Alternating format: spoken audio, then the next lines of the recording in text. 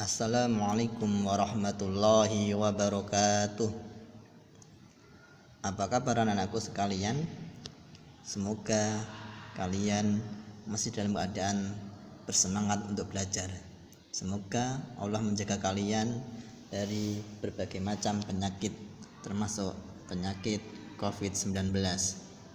Alhamdulillah, saat ini kita akan belajar pelajaran PAI. Kali ini kita akan belajar dengan tema senangnya belajar surat An-Nasr.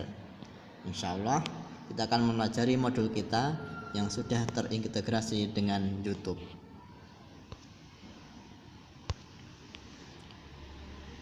Anak-anakku, inilah temanya, senang belajar surat An-Nasr. Nanti di dalam surat An-Nasr ini kita akan mempelajari 4 hal. Mempelajari tentang membaca kalimat-kalimat yang ada dalam surat An-Nasr. Setelah itu kita akan belajar menghafalkan surat An-Nasr. Kemudian yang ketiga, kita akan belajar menulis kalimat-kalimat yang ada dalam surat An-Nasr. Dan yang terakhir, kita akan mempelajari pesan-pesan yang terkandung di dalam surat An-Nasr. Anak-anakku, baiklah, sekarang mari kita pelajari yang pertama, yang A, yaitu belajar membaca kalimat-kalimat yang terdapat dalam surat An-Nasr. Sebelumnya perlu diketahui, surat An-Nasr ini terletak pada urutan yang ke-110 di Mushaf Al-Quran yang terdiri dari 604 halaman. Surat An-Nasr itu terletak di halaman 603. Berarti di bagian akhir-akhir. Anak-anakku, sebelum nanti kita membaca surat An-Nasr, ada beberapa hal yang perlu kita perhatikan. Yang A, perhatikan cara pengucapan huruf-huruf hijaiyah. Harus sesuai, harus tepat, berkaitan dengan tempat keluarnya. Harus memakan huruf sesuai dengan tempat keluarnya. Apakah dari bibir, apa dari tenggorokan, apa dari lidah, dan lain sebagainya. Kemudian yang B, perhatikan bacaan panjang pendeknya. Yang panjang harus dibaca panjang, yang pendek harus dibaca pendek. Jangan sampai terbalik, jangan sampai yang panjang dibaca pendek atau yang pendek dibaca panjang.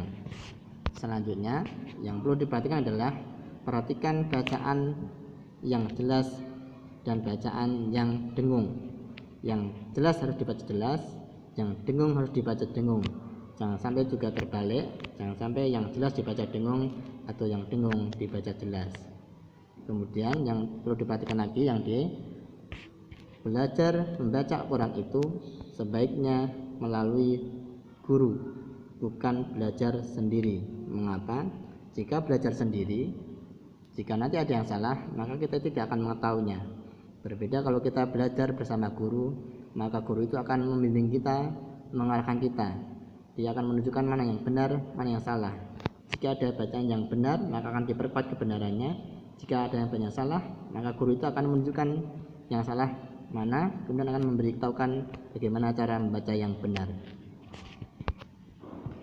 Baiklah anak-anakku, sekarang mari kita baca surat An-Nasr ayat 1 sampai 3.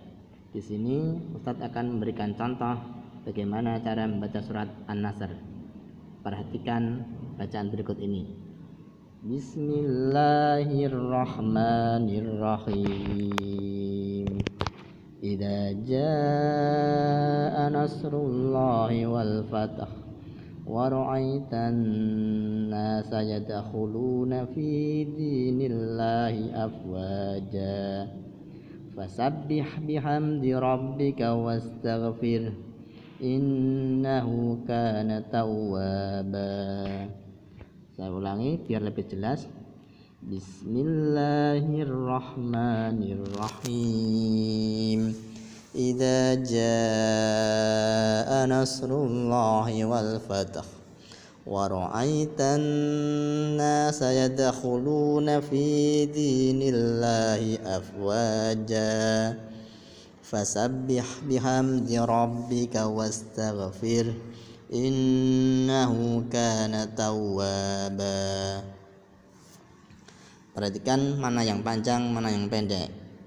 Jika ada tanda bacaan panjang, maka dibaca panjang. Seperti jika ada harokat fathah bertemu alif, maka itu dibaca panjang. Seperti idza, ini panjangnya cukup 2 harokat. Jika nanti ada tanda seperti alis, ada bacaan mad ketemu hamzah dan situ ada tanda seperti alis, maka nanti panjangnya 5 harokat. Seperti di ayat 1, jaa, idza jaa.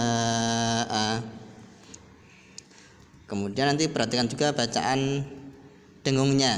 Di ayat 2 di nun tasdid itu dibaca berdengung. Wa ra'aitan nasa, wa ra'aitan nasa, tan nasa, nun tasdid dibaca dengung. Seperti juga di ayat 3, innahu kana tawwaba, innahu kana tawwaba, nun tasdid dibaca dengung. Selanjutnya, untuk membantu kalian bisa membaca surat Nasr ini ada tampilan surat An-Nasr, kemudian di bawahnya ada transliterasi. Ini hanya untuk membantu membaca surat ini. Sebenarnya yang lebih tepat adalah kalian mendengarkan bacaan seorang ustadz atau qori, baik dari YouTube atau dari murotal atau langsung berhadapan langsung dengan ustadz. Ini hanya untuk membantu. Selanjutnya, silakan nanti kalian berlatih berulang-ulang membaca surat An-Nasr ini. Setelah berlatih, semoga nanti lancar. Kemudian perhatikan kaidah-kaidah tajamnya tadi. Setelah itu, silakan anak-anakku sekalian dibuka halaman 13 sampai 15. Di sana ada lembar kerja siswa terkait dengan membaca surat An-Nasr. Kerjakan, perhatikan petunjuk dan perintahnya, kerjakan sesuai petunjuk dan perintahnya. Semoga sukses dan bisa mengerjakan semuanya. Cukup, terima kasih. Assalamualaikum warahmatullahi wabarakatuh.